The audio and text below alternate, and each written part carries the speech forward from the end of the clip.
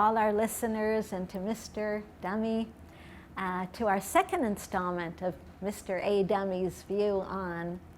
So, Mr. Dummy, welcome again. Oh, thank you for having me. Well, I'd like to ask you, what do you think? Should we do everything that we can to help free the West Bank? Absolutely. Those banks charge way too much interest. No. I'm not talking about that kind of bank. I'm talking about the West Bank. Oh, of which river? Which river? Well, yes. If you're not talking about a bank that's a financial institution, and I guess you're not talking about a snow bank, you must be talking about the bank of the river. Well, the Jordan River does run beside it. Okay, so how wide do you think most banks of the river are? Like, for example, how wide do you think the east bank of the Jordan River is? I don't know, about 10 feet wide or 3 meters wide? Exactly. So how do you think we ended up with a bank of the river that's 32.3 miles across, 52 miles across, a bank of the river that includes many different villages and towns and cities, and it has a very strange shape. I mean, the Jordan River runs pretty straight, but this bank, wow, it bulges out for 52 kilometers, then it goes back in, then it bulges out again, kind of like a giant kidney bean, not like the bank of the river at all. So then, how did it get the name West Bank? Well, I guess the Jordanians weren't very creative. Well, let me explain. You see, when the British decided to give 77% approximately of what was supposed to be returned to the Jewish people to create yet another Arab country, this country was supposed to be on the east side of the Jordan River. That's why it was called the Hashemite Kingdom of Transjordan. Trans meaning on the other side, on the east side of the Jordan River. Wait a minute. Aren't the Hashemites a Bedouin tribe that came from the Arabian Peninsula? Yes.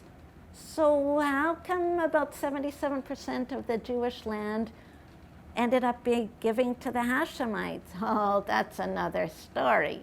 Anyways, not for this time.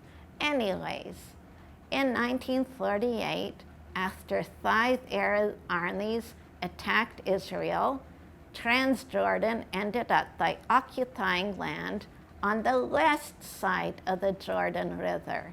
Now, the lands that they occupied, they were the birthplace of the Jewish people. Jews had lived there for thousands of years. Well, after the Jordanians occupied the west side of the Jordan River, first of all, the Arabs massacred and expelled every last Jew from the area. Not one Jew was allowed to live there. Oh, wait a minute. Isn't that called ethnic cleansing? Yes, I prefer to call it what it is, massacre and expulsion. That's my generation for you. But how come we never hear about this? Well, I guess it doesn't fit into the regular narrative of the big bad Jews. Anyways, once the Transjordanians occupied land on the west side of the Jordan River, now having land on both sides, the east and the west, they dropped the name Trans from their name, and they became known as no longer Transjordan, but the Hashemite Kingdom of Jordan. And then they realized that they needed to change the name of the lands they had conquered and occupied on the west side of the Jordan River. Why did they need to change these names? Well, before I tell you, I want to mention that these names were names that had been used for thousands of years, right up until that time. But now they knew they had to change the names. No, why did they have to change the names? Well, if you heard the names, you'll understand. And what are they? I think you know.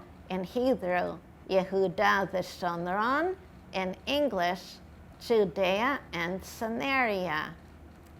Isn't that where Jews got their name, from that area, Judea? Exactly. These names are Jewish names. They prove that this land belongs to the Jewish people. So the Jordanians knew that they had to change the name. And what did they change it to? Well, again, they weren't very creative. Now that they had territory on the west side of the Jordan River, they called the whole area the West Bank. So if we use the term the West Bank instead of Judea and Samaria, is that propaganda? Yes, it is. It's doing the same thing that the Roman Emperor did. It's using names to erase Jewish history to the land, history that's over 3,000 years old. Look it up. If it ain't true, I'm not a dummy.